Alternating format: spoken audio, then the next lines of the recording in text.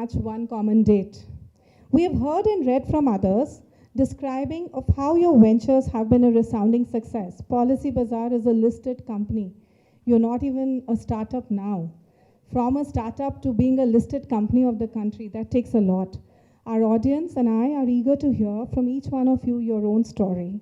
Could you please let us know where and how it all began for you? How was the seed for thought sown? In a time when policies were sold like an LIC agent would call, I remember those days, and we would just go ahead and buy a policy. From there to having an app where all the policies are listed of the various companies and you choose, how did it start? And it was my fault that I couldn't take out time earlier, but very glad that I could be here today with everyone. Before I get into the Polify story, you mentioned that you're not a startup, but technically, startup is less about your first year, second year of existence, more about your mindset. So, I was actually asked the same question somewhere else, where they said after 15 years, kab tak startup rahoge? Kabhi to you have to grow up and mature. So I said, yeah, till the time we have this very clear, no fear of failure, we are a startup. Because large corporates typically will start to think about, how to de-risk themselves a lot more, and how not to have any negative in their own jobs rather than focus on new stuff. So my definition of startup is a little different in that sense, Subhari. See, we started in 2008, and to be honest, it was not a very glamorous idea to be part of a startup at that time. So one of the things we saw was that, to be honest, ideas don't matter as much. But you have to find out a space which is available and where you are actually able to do some real solutioning for the customer. So the way we saw insurance, we said, okay, there is a mandatory part of insurance which everyone takes, which is motor, two-wheeler, maybe some part of travel. There is some savings which get sold or pushed through a lot of these banks, agency channels and whatever else.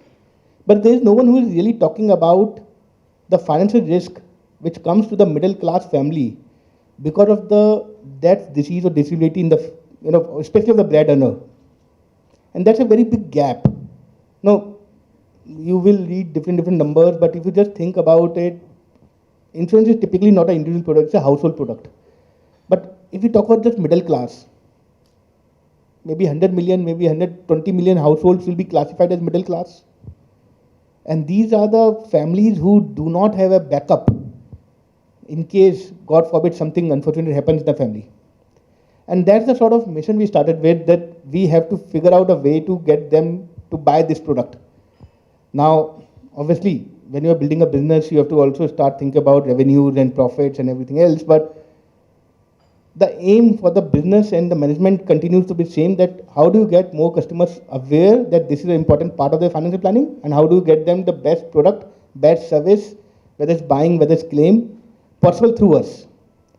And that's sort of a very clear North Star for us. We have just targeted that. Everything else falls into place once you know what you want to achieve. We started communicating a lot to customers in terms of them coming to us. We had a very, very clear belief from early on that term insurance and health insurance, where we focus a lot more, these are voluntary risk products. And voluntary risk products cannot be sold through agency, which is a push channel. And that's where we want customers to come to us. And in an industry where most of the transactions used to be push or attachment like motor when you buy a new car, getting a customer to wake up in the morning and think insurance itself was a very big win. So if you ask me today, the biggest differentiator about Policy Bazaar is that customers come to us. And practically about 83-84% of our transactions happen on the customers, which we don't pay marketing money today for. And that's the real brand sort of pull we could create. Once you have that, you can have other things in place in terms of product innovation, in terms of, lot of ease in terms of buying. Eventually, there is a lot of data and tech at the back, but it doesn't come out as easily to the customers when they're coming to the platform. But yeah, it's been a very satisfying and long journey in that phase. Thank you. And Rapido changed the face of Indian industry. As in, we used to have field boys who would go from my house to there, my office to this file, pick up this file, drop up, and then came Rapido. It changed, and my exposure to Rapido was, I was talking to one of my friends who was a mother, and she was telling me the son gets off the school bus, books a Rapido, goes to the next class and comes back, and I was like really, this is what Rapido has done. How did, young minds like yours just get into this, and were the parental issues okay that, okay, let's do this and let's get into this? Before I answer the question, or instead of answering that question, maybe I'll take a step back, because I'm sure Rapido has an idea. A lot of you guys would agree that ये Uber cabs 4 पहिए पे चलता है, bike तो 2 पहिए पे चलता है. I mean, simplifying things, that's the concept. So I'll talk about something that happened before, which I guess is more relevant to the folks sitting here. Back when I was in Samsung, how I got started basically. When I was in Samsung, I always wanted to start up. तो क्या करता था, every time I used to open these Forbes का articles, entrepreneurship, 10 ways to start up or 10 things to follow, all these blogs. And every day I used to read it and then feel satisfied, okay, I'm getting closer to starting up करके. But ऐसे देखते देखते सच में 1.5 years has passed. And it so happened I was on a business trip in South Korea, and I was just roaming around in the office and I found an empty cubicle. I just sat, and there was this gentleman stranger who was working on his work. I poked him and we entered a conversation. The conversation somehow turned into deep philosophical and stuff. So we were talking about life, ambitions, and aspirations and all these things. After that, and the conversation went on for around 1.5 to 2 hours. And after that, I just felt that, I need to process whatever the discussion happened. It was a casual conversation, unexpected. I went down the office. There was a park in front of the office, and I took a stroll. And then I came back up. I opened my laptop and I resigned. I put down my papers. That's exactly how I got started. And this is the much background to Rapido. One thing I realized is, I guess ideas, a lot of people have it, but it's that start. And during that conversation, somehow I realized that you never feel ready. Like whenever I was reading this Forbes article, I always had this thing that I'm supposed to know a bit more as to how to get started, a bit more as to how to assemble my team, a bit more as to how to manage, because we were fresh out of college. But that discussion made me realize that you can never feel ready, and all you have to do is take a plunge. And after that, I've started almost like 6 business ventures, failed miserably. People called me cute. People called me, yeah, what is this guy even doing here in this office? And then, fortunately, I met my co-founders when I shifted my base from Hyderabad to Bangalore. And while we are sort of thinking of an idea to work on, we use this MBA frameworks, and we shortlisted the top 100 ideas that were going hot in the market. And we sort of screened them, invited consultants, friends to criticize the ideas, and went through all this process. It's basically an MBA process. And we picked one idea. Within 9 months, we shut down that idea, pivoted to Rapido. This is exactly how Rapido started. What we have learned is market is the best teacher. And whatever we think, a lot of it, market proves it wrong. Like when we was getting started, everybody said that women are not going to accept bike as a mode of commute, especially in an Indian context. As of today, 22% of our female customer base is women, And in certain cities, it goes up to 40%, contributing to 60% of the city's rights. And that definitely market taught us. Thank you so much. And then when we come to Skyroot, First of all, in fact, thanks for inviting here. So this is the only event I saw so many women. You know, I've been in the last 4 years. I think phenomenal and a lot of woman power in this room. So it's a big privilege to be here. So just to go back in my journey, so I studied mechanical engineering, at IIT Kharagpur, where this guy is my junior, you know. So now he is a lot senior in the startup ecosystem, but this guy was junior, right? I was in college, and then we used to play cricket and all that. And then I didn't have the guts to start a company straight out of college at that time. But of course, rockets and space fascinated me a lot. You know, in fact, I've been watching a lot of launches from ISRO, from SpaceX, and all that. You know, and as a mechanical engineer, I felt that is the most fascinating machine ever built by humans. So as an engineer, I was naturally infatuated to rockets, strangely. And then ISRO came to the campus. You know, it's a lot of streak of luck which happens in entrepreneurial life. So ISRO came to campus. Generally, ISRO rarely comes to IIT campuses. And then it came to campus. And then I waited for that interview, and then lucky enough to crack the interview. In fact, like 4 people cracked the interview, and I was the least GPA guy among them. All of the others were toppers, and I was like, a backbencher who got selected in the interview, and then got to become a scientist at ISRO at the Rocket Center. I saw big rockets being built by the country. I was part of the largest rocket program in the country for almost like 6 years. My infatuation has grown to something what I say is obsession. For the next 6 years, and I became so obsessed with rockets and going to space and launching rockets to space that I thought and in fact, like while I was in college, there was a lot of entrepreneurial vibe. I'm sure he'll agree. Everybody wanted to start a company. So I was also bit by the same bug during college, and I always wanted to start a company, but of course couldn't start at that point of time. But there's always at the back of the mind.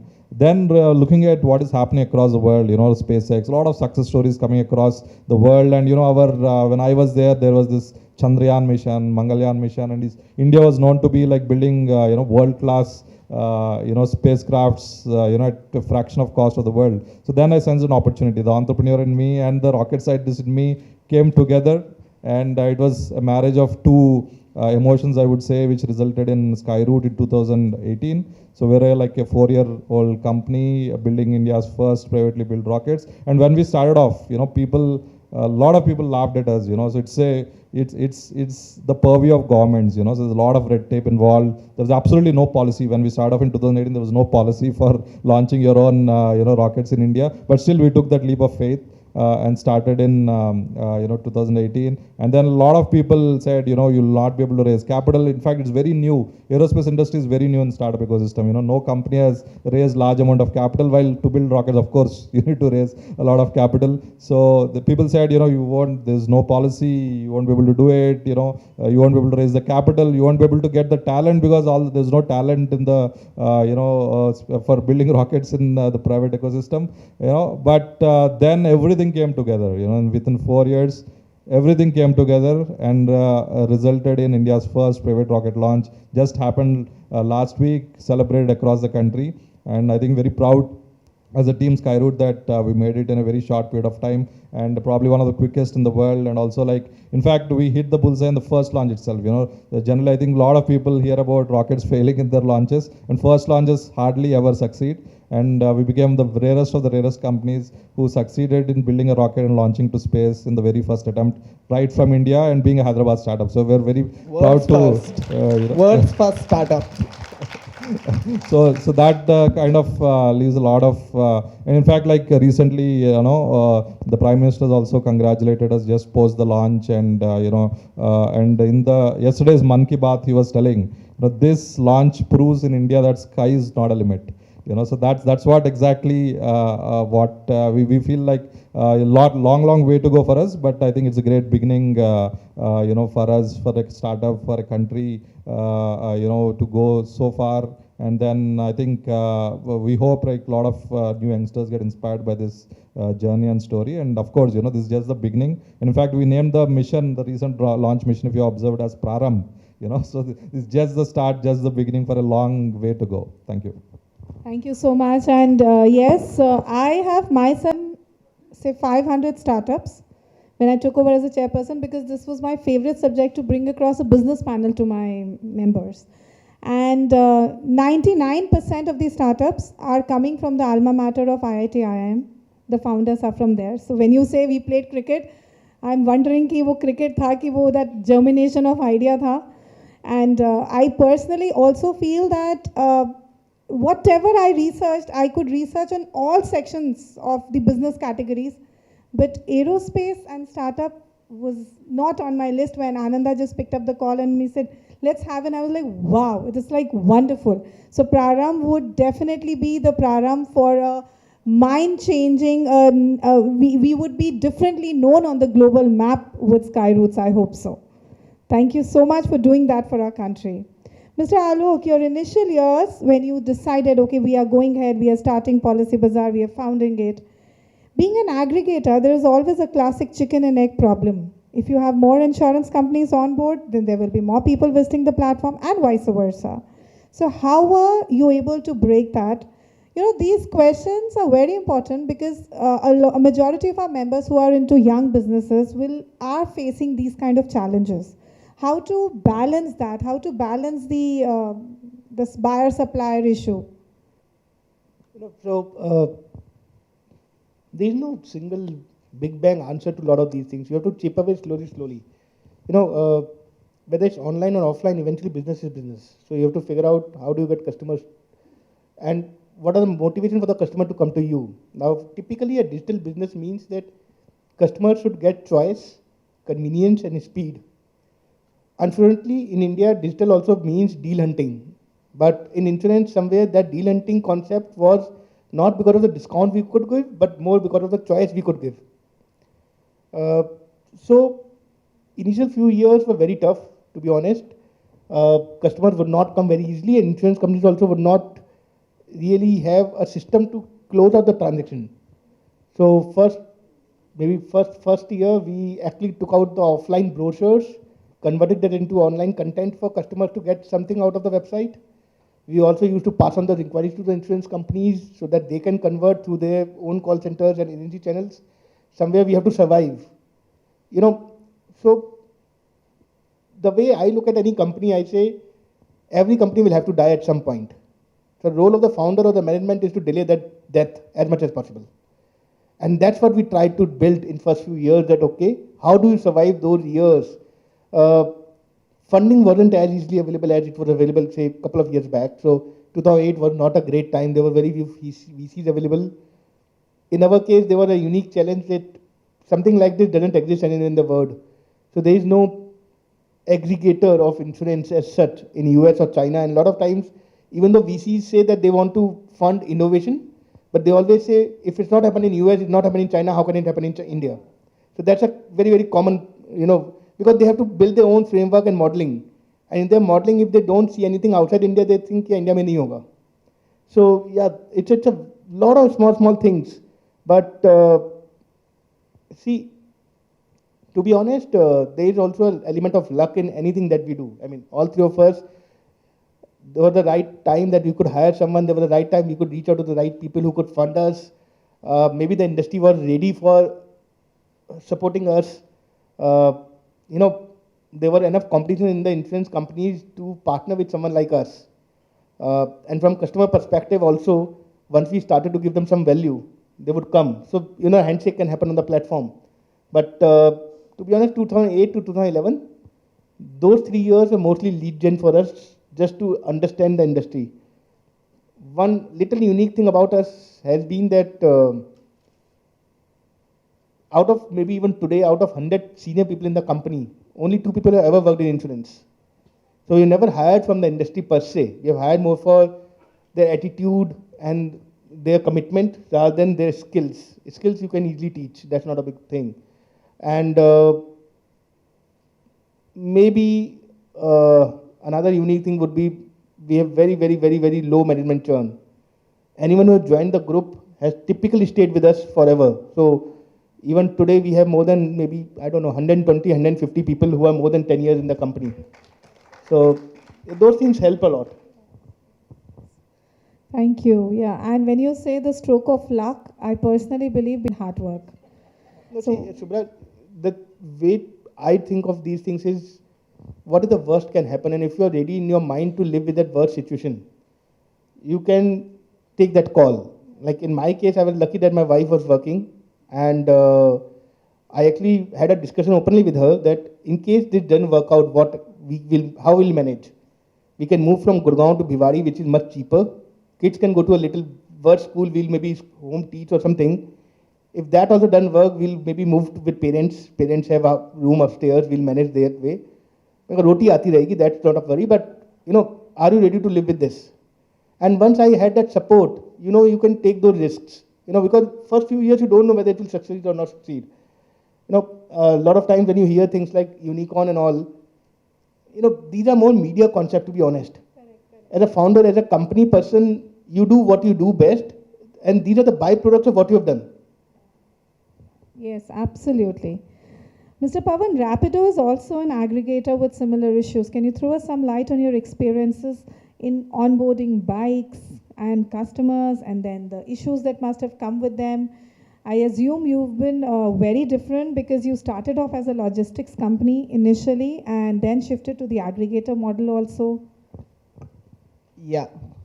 The logistics company, as I just mentioned, we shut it down. We completely pivoted to Rapido. But anyways, like Alokji said, every marketplace is unique. So there is no single formula as to how you can build a marketplace. But what has worked for us is focusing on customer experience, out and out, and being really focused.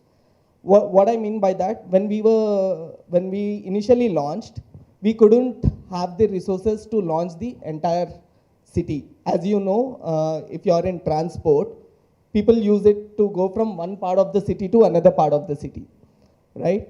So the ideal or the logical conclusion is, hey, if you are launching a service like Rapido or Uber or Ola, all these marketplaces, you have to launch it at a city level. But obviously, if I launch at a city level and I don't have enough drivers, I would end up giving a bad experience to our users. So we took a conscious call saying that we'll only launch a part of the area. Like in Hyderabad, we only launched the IT part of the area where we know there are a lot of migrants. At the same time, the residential and the commercial places are nearby, and there are a lot of commutes happening near place. So what that helped us is, with our limited resources, without compromising on our customer experience, whenever a customer opened an app, we were still able to give them a good ETA. And that is what honestly it matters for a customer. He doesn't care whether you have a citywide presence or whatnot. Whenever you open, you just need a cab or an auto or a bike within the next 2 minutes, right? And a simple formula like this has actually helped us just going at a very cluster level instead of a city level. Because these were the days where back in 2015-16, if you guys remember, everybody was saying 100 cities expansion, next 500 cities expansion. Like all these Swiggies, Pepper Tabs, Zomatos, everybody in the country. And we had money to do it. We could also go and expand. But that is what focusing on customer experience and focusing on those key metrics. What does the customer care about? Until we get it right, we said we are not going to move out of a particular city. We are not going to go for expansion.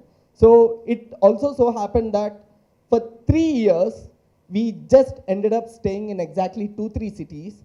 And on the 4th year, when our playbook was ready, when we know how to build things, when our product was much more mature, in the 4th year, we expanded almost 65 cities in a span of 8 months. Wow. Pavan, so these are topics that I have picked up from founding of the company to customer base. Now, with you, everything comes to an end. So, I mean, I'm sure when you got into it, and if you would have come and told me, Shubhra, would you like, I'll make a rocket for you and let's do it for your company, and I would say, what are you saying? So, who was your customer base when you got into this? What was your business model? In fact, I'm sure everybody would like to know. None of us is aware what's happening here. We just know that the country has got its first private rocket. Yeah, so that's a wonderful question. So most people, get carried away by the glory of, rocket launches, etc., etc. But what lies behind is a really great, solid, business model, which we're all, quite unique, I would say. For example, just like our smartphones, satellites are getting very, very small, right? So in fact, like today, you can, picture from space using a satellite, which is like a 3 kilogram, 5 kilogram satellite. You can, picture at resolution of like, 5 meter resolution, can happen. And a lot of satellites give, in fact, 10% of the Earth's surface only has mobile cellular connectivity. Rest 90% gets covered by space. So space technology is part of everybody's life. How many of you use GPS to come here? And how many of you watch direct to home television? Right, I think all disaster management, the weather, what it is the next hour, tomorrow, all through space tech. Right, space has transformed human lives, and today space technology is around $400 billion business, and in the next 10 to 20 years, it's going to cross $1 trillion business.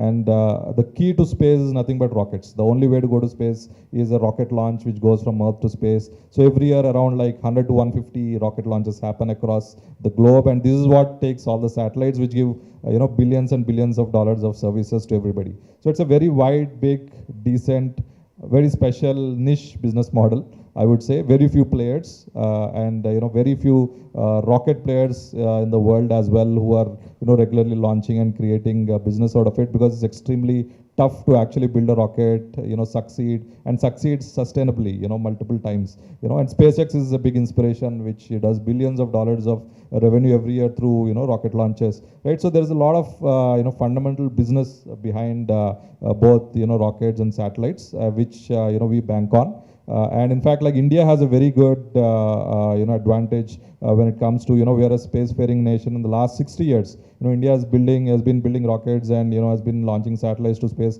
Over the last 60 years, we are considered the top 5 countries in the world with space technology. In fact, like we'll be surprised to know we in a lot of deep tech things like maybe like semiconductors, etc. We might have missed the bus, but in space we're always in the top, right? So that is something which we found an opportunity when I was working at ISRO, looking at the marvelous facilities, the kind of capability there. We knew that India has a great opportunity for the world by doing very big in the space sector, and that's where Skyroot resulted from, and that's where this recent rocket launch resulted from. And we set to get into the market, be one of the early players, and churn this revenue machine into a real solid business model, which is about, and it's very expanding market. So very surprising to see that there is money behind this, but actually it's quite a very interesting business model and a very niche business model to take up. Thank you. We now come to the finance part of the business. It's all about money, honey. So yesterday morning I was at KBR. I was out for my morning walk, and some 2 men ahead of me are talking. मेरे broker ने tip दिया Policy Bazaar का share खरीद ले. And I wanted to tell them, listen, I'm with the founder tomorrow. Should I get it revalidated? So Policy Bazaar has reached a stage where your shares are being talked about. You're doing very well in business.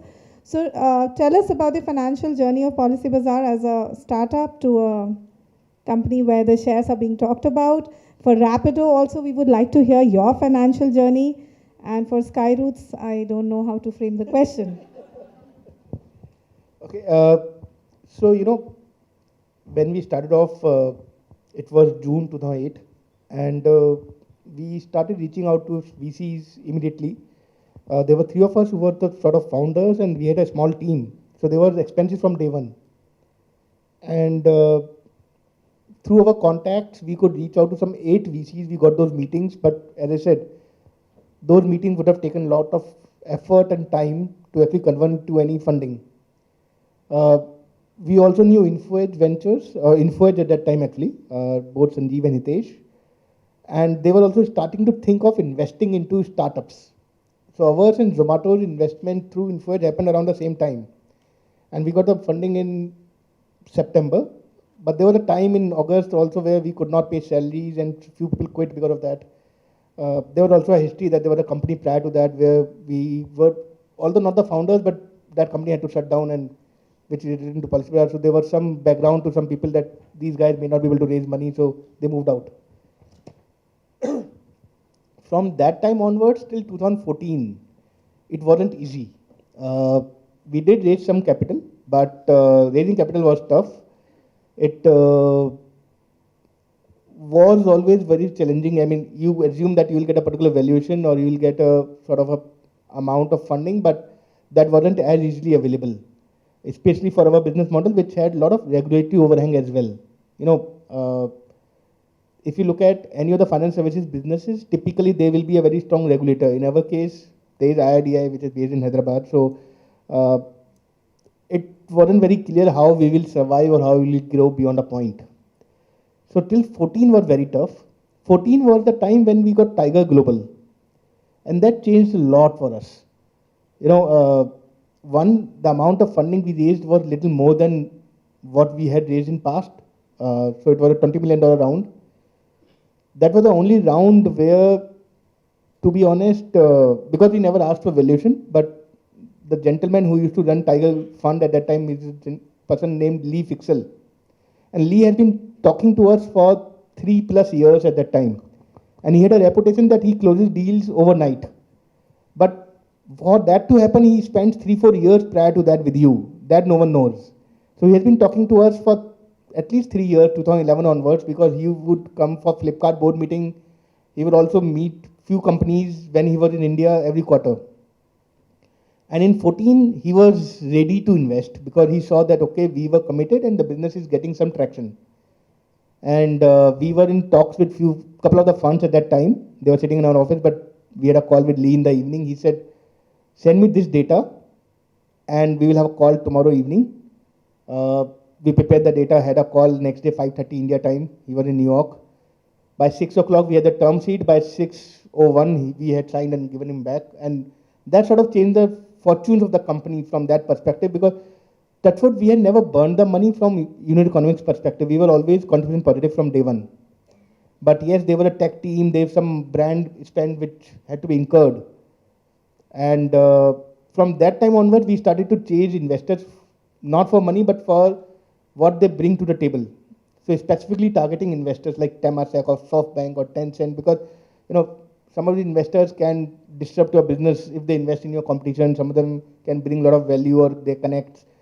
So 14 onwards, it was a very different journey.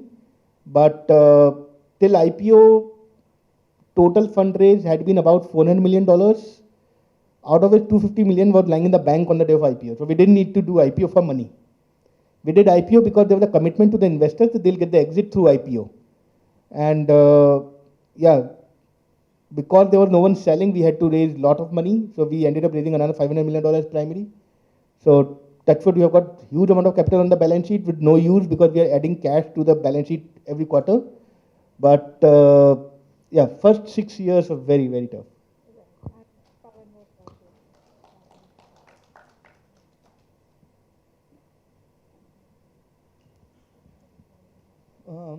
A one-liner would be 3 times zero bank balance, where all the 3 founders had nothing to do but just sit in the balcony and just scratch their heads.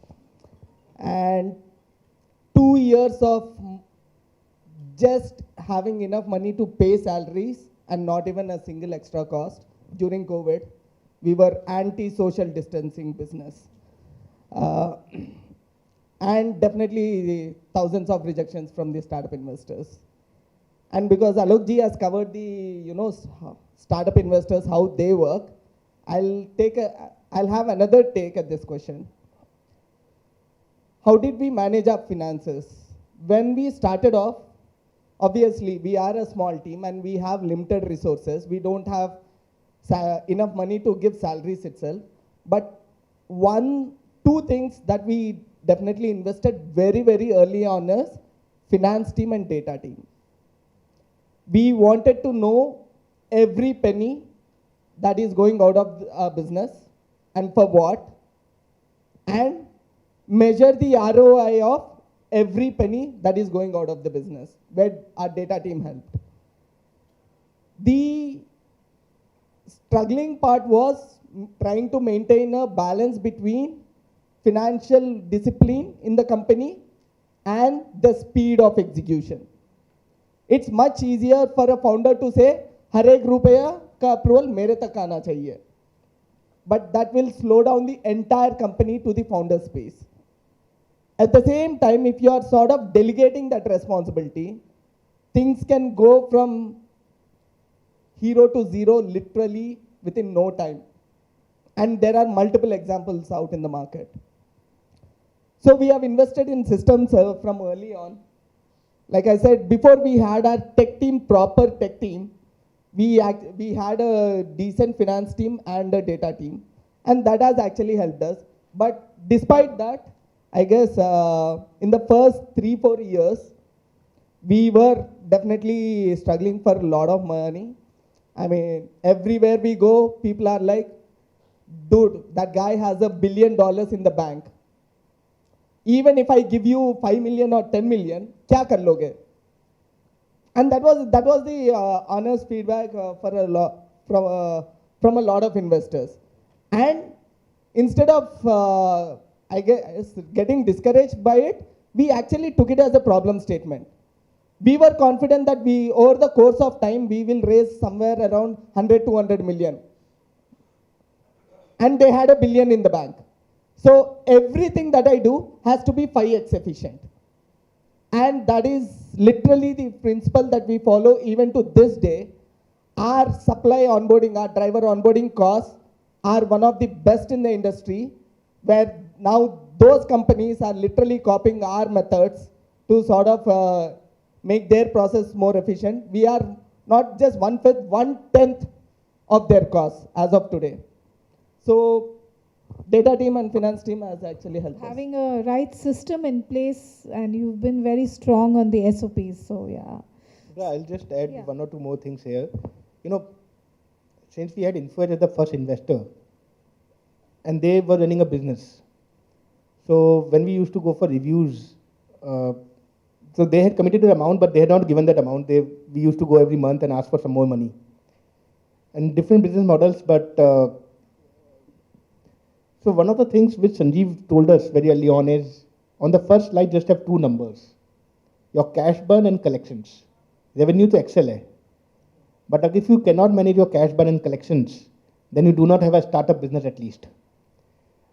That sort of got ingrained in us so much that, you know, suppose you have choice to take a 6 o'clock flight versus 5 o'clock flight by saving 500 rupees, everyone in the company will start doing that because you can save that 500 rupees. It's not employees' own money, but still, that sort of culture got established. And as Pavan mentioned, you know, there are times where you do not have money to pay salary because of, like in our business, there is a lumpiness of collections. Insurance companies sometimes pay 6 months ka ek saath utha ke. So then what do? So in those cases, there were a couple of times where we did not have money to pay on the last day, and we had to request some senior people to delay their salary by 2 days or 3 days. And eventually we actually came up with a very interesting concept there. We said, okay, if that happens, because the collection is BD team's problem. BD will get the salary, others will not get the salary, and everyone will not get the BD had got the salary. It put so much pressure on BD team that we never had collection problem after that. And Pavan, how about your financial journey? It must have been very challenging to begin with. Yeah, so when we started off in 2018, right? So in fact, me and Bharat, we both worked at ISRO before, you know, on a government salary, and, you know, and just imagine building a rocket company with savings from a government job, right? So that's the, you know, kind of start we had in 2018. So we had to, in fact, like our savings would not last a day. while building rockets. So naturally we went out to look for investments. And we're fortunate, in fact, like Alok mentioned, in 2018, there was no ecosystem to fund, startups, and, very basic, very few people like, InfoEdge, etc., took that leap of faith.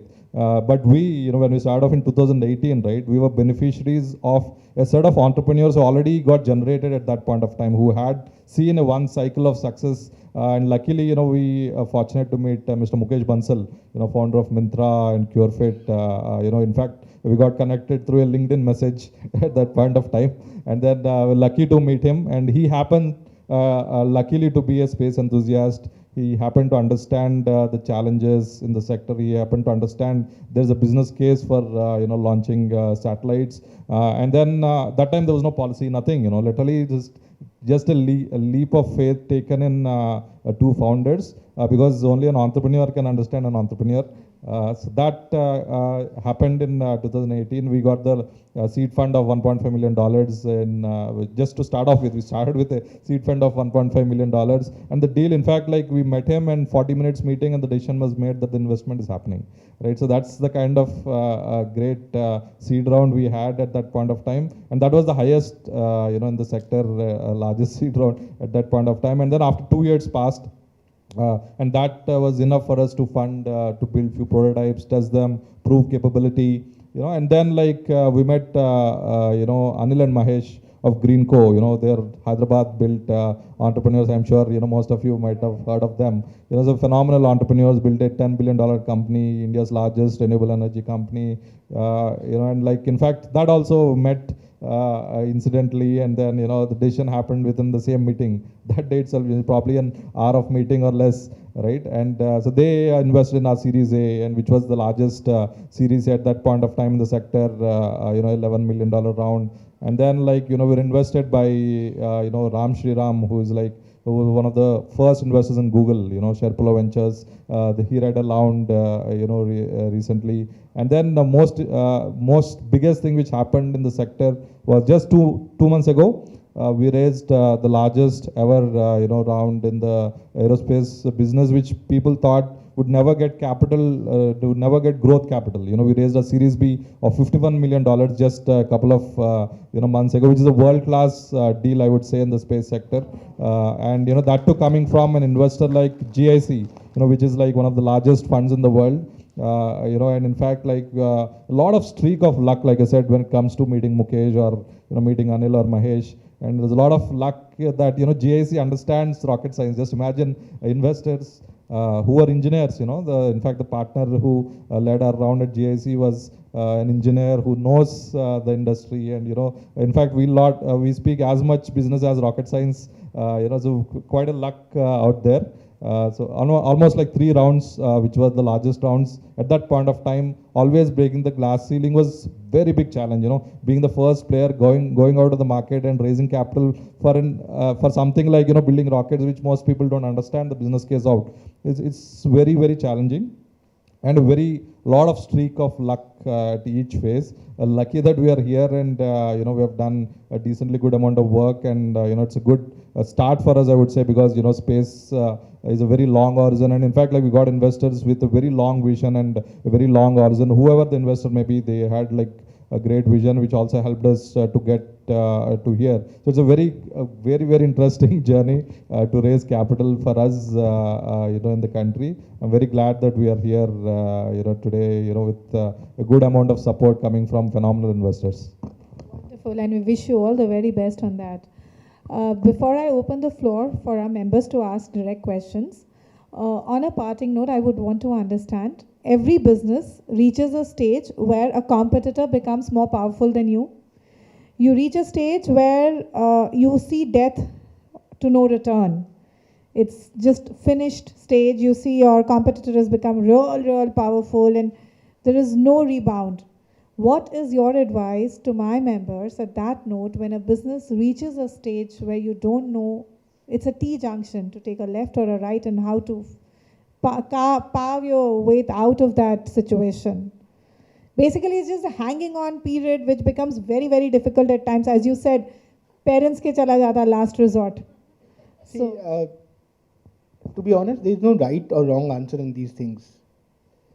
You can all find hundreds of examples where pivoting has helped, and also hundreds of examples where pivoting has not helped, and staying with the same course has helped. So, one of the things of being a founder is that you are responsible for the decisions you're taking. And that's the biggest burden you are carrying basically as a founder, that you have to take the decision, live with the decision. To be honest, maybe we are 100 people in this room. Our hit rate will be exactly same, maybe 50% right, 50% wrong. It's not different from anyone generally. It's just that how do you identify that the decision is wrong and come out of it very, very fast, and don't bother about the sunk cost, which sometimes differentiates. But there is no clear answer to a lot of these things, that how do you manage these things. Now, as an organization, like in our case, we are very sensitive to competition, very, very sensitive to competition. So we track them as soon as they start. So we make very good friends with them, we understand their space, but we keep a full track of exactly what they are doing. And it sort of pushes us to do better. In our space where we are quite dominant, it can always lead to a lot of complacency that, yes, achieve kar liya, ab aur kya karna hai.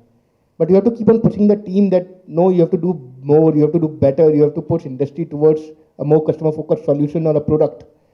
So that's something which, as founders, we have to do. Now, one of the things we have done internally is, we have got CEOs for the businesses. Like we have a CEO for Policy Bazaar, we have a CEO for Paisa Bazaar.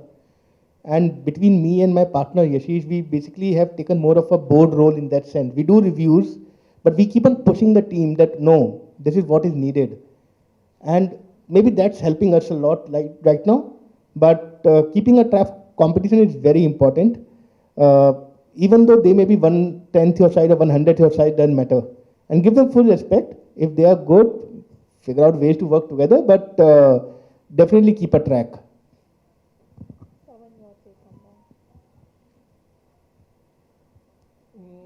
For us, this situation was slightly different. The competition was already bigger, and we were pivoting from a startup. We hardly had any money. We were like bunch of literally 15 folks trying to take two multi-billion-dollar companies with hundreds of teams and everything. And like Alokji said, it's not a single formula or solution that works. But हमारे लिए तो it worked this way. We said that we are screwed. Like we can't be more screwed. तो करके देखते हैं. And in a way that philosophy still runs here. Two major philosophies. One is experimentation. As long as the cost of experimentation of a particular route, if it is small, we just go for it. If it is too much cost, then obviously there needs to be more deliberation, more evaluation of, hey, can we go down this path or not? But if the cost of the experimentation of choosing a path is less, if it is 3 months, if it is 5 lakhs, if it is 4 people's bandwidth, we are like, just do it. And the second one, we track competition in a different way. We always said, वो लोग ये कर रहे हैं, मैं तो वो नहीं कर रहा हूँ, पक्का. Because obviously if I do that, maybe I'll get hardly 20% more efficient. I can do 20% more efficient than them. But for us, the problem statement right from the start was, I need to be 4x, 5x more efficient than them. So whenever we track competition, we always said, how can I completely redefine this process? And that has helped us. And when we had to shut down, again, for us, it has all, before we start any experimentation or any route, you set the success criteria. What does success mean if I do this? Like if your business is in struggle and you want to change the scenario, what does that change mean? Okay, you say, okay, 10 lakhs per revenue chahiye in the next 6 months or whatnot. You have those those metrics really hard, and honestly, and those deadlines also. And you tell people, especially that has worked with us, dude, it is either this or pack your bags and go home. And that has actually made sure that the last effort that the team was putting, we knew it was sincere. And despite that, if something didn't work, then yeah, it's time to say bye-bye. Yeah, so in fact, like competition, as we all know, always will be there, throughout the journey. So what I believe is like it's a great learning experience always, and always, it pushes us to become better and better and more innovative. So always, like every entrepreneur wants to be the first and the best always, but things just go U-turn in just few months many times, right? So we have to be ready for everything, always be out in the watch. And then, so always learn whatever best we can, and try to be very, very unique as much as we can. Always try to be the disruptors, and learn through the journey. And I would say, I mean, really, I think one thing which really kicks the entrepreneurs forward and the entire startup ecosystem forward is that cutthroat competition. Whether it's domestic or whether it's global, I think how we deal with competition, like as through the journey of Skyroot, there's a lot of experience of how to deal with competition, how to, so now we ended up, having like much more open mind to see, track how competitors are across the world, how we can do different, how we can, like, Pawan said, how to disrupt, doing the same thing makes no sense, so it's how to disrupt in a different way, it's a complete agile mindset which actually builds a great business. So it really helps us, getting, always do those course corrections which are much needed, and these course corrections have to be in the right direction. If it's in the wrong direction, like in the T junction, left and right makes a very large difference. So always make that right direction choice is where the winner comes out. So I think in a nutshell, basically be open and help it push us forward in the right direction positively is what should be, I think, the attitude towards competition.